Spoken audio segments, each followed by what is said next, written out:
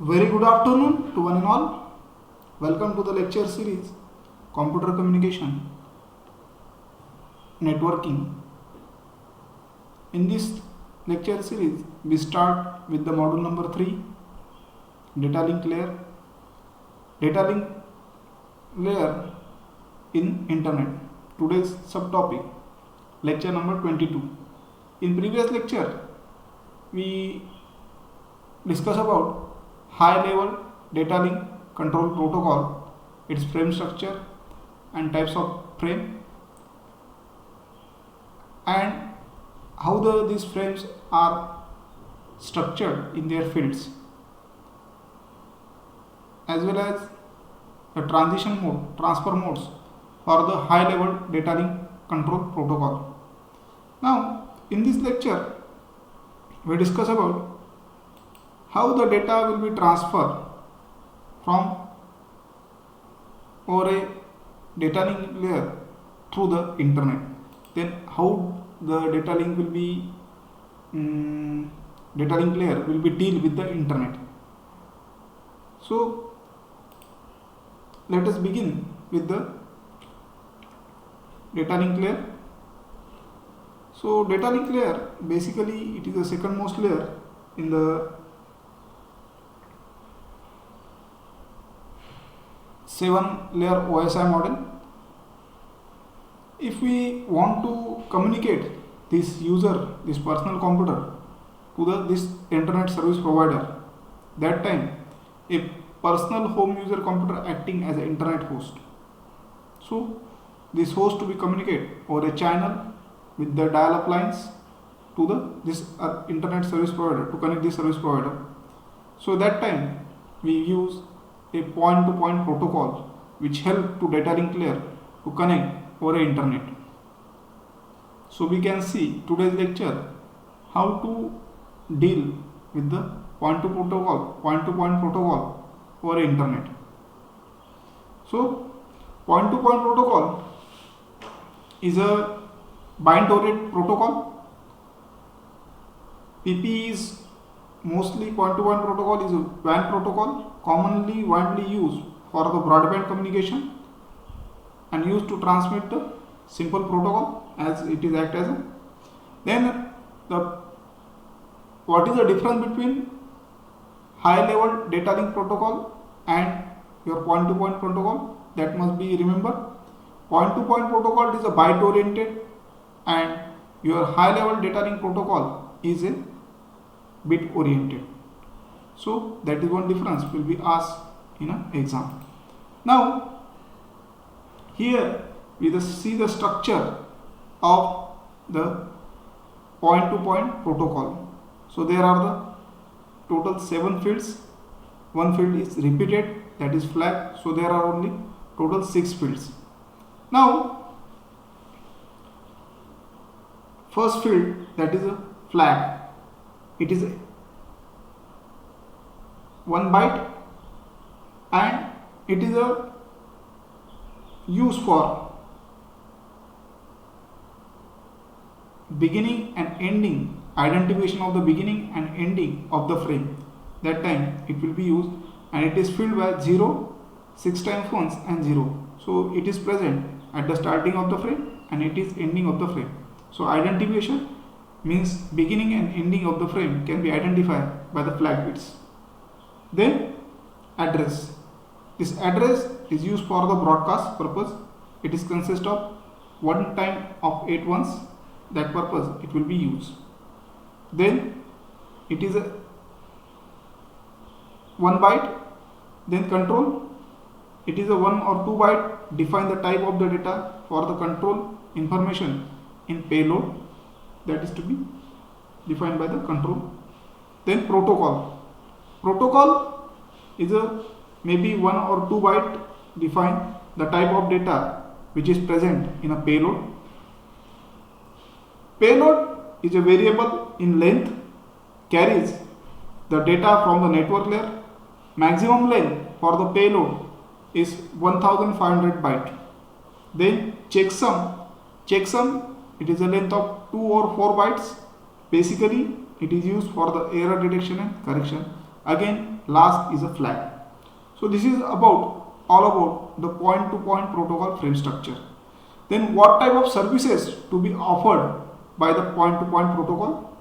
So point-to-point protocol define the frame formats, define the links as for the establishment, data exchange process, define how the network layer data can be encapsulated, data link frame structure, define the authentication process between two hardware devices.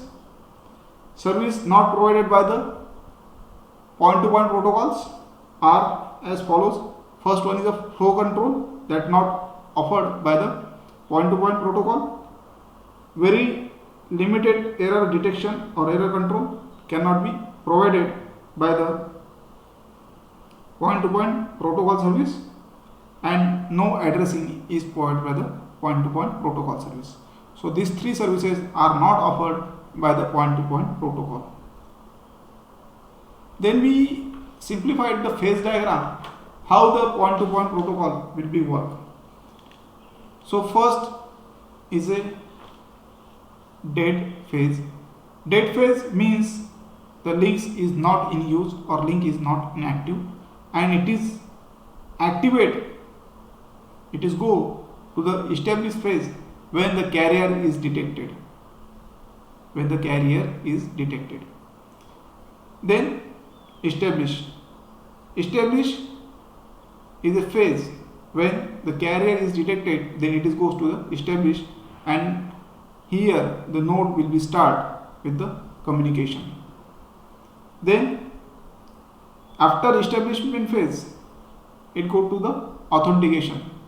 Authentication means both the parties are agrees to the transfer of the data, or and this both the sides are agrees on this option, then this phase is goes to the authentication, otherwise it is a optional. Then authentication, then after authentication successful, it will be goes to the network. In network, negotiation of network layer is done from this network, and here how the data will be exchanged between the network configuration protocols and between the network layer or data link layer, and how the data will be exchanged, that can be done in this phase. Then network configuration phase goes to the open phase where the actual data will be transmitted or exchanged. Here the network configuration is defined by the network layer. Then after the data will be exchanged, then it goes to the, after successfully data will be transmitted from network layer to the data link layer, that time it goes to the terminate phase, and terminate phase the connection are terminated.